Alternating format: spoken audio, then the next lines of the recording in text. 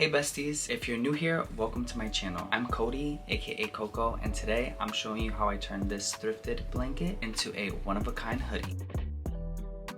I used one of my favorite H&M sweaters as inspo for the pattern, and honestly, it came out so good. First, I started drafting all the pieces. I laid the hoodie as flat as possible each time I was copying the pattern piece. Then, using a tracing wheel, I traced all of the seams onto the pattern paper. A little hack here is I use this builder's paper from Home Depot. I personally like a more durable paper to minimize ripping, so it's super affordable, and as long as you clean your lines with a ruler, it works perfectly fine for drafting. And yes, I know it's cliche, but measure twice, cut once. I've learned this the hard way, and literally, trust me, I can't say it enough. I started drafting the sleeves, but later I realized I didn't have enough fabric, and now it's a sleeveless moment, which honestly turned out way better than I expected, not gonna lie. Whenever I'm making something new, I like to sew a muslin version first to test the specs of the garment before cutting into the actual fashion fabric. Pro tip, check out the bedding section at the thrift store. I found this king size 100% cotton white sheet for only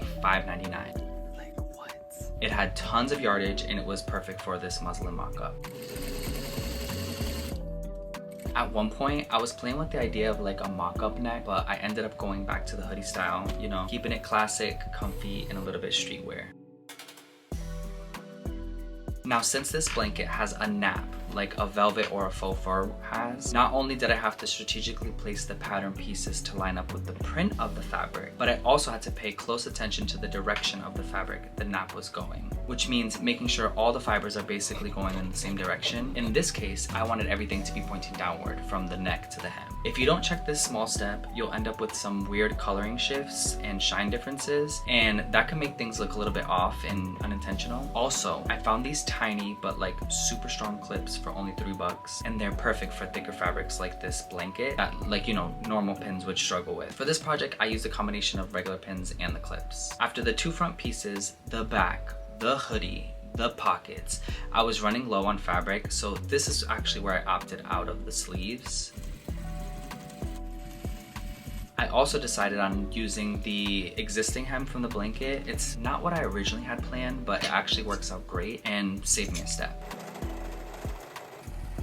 To keep the upcycle theme going, I reused some old shoelaces that I had lying around. They have this cute little pattern on them, and even though the color didn't match exactly, you can barely even tell that the laces have maroon and the hoodie is brown. I did add a zipper in the front, but totally forgot to film that part. Oopsie. I had to cut the zipper down to size. I stitched an embroidery floss at the top, creating little stops to keep the zipper from flying off, because girl, that is not the vibe that we're going for. And this is the final piece. I am so proud with how it turned out. It's cool, it's comfy, and honestly, it's giving elevated loungewear vibes. I've been trying to make more clothes for myself lately, and this is definitely a piece I'm super excited to build into my dream wardrobe.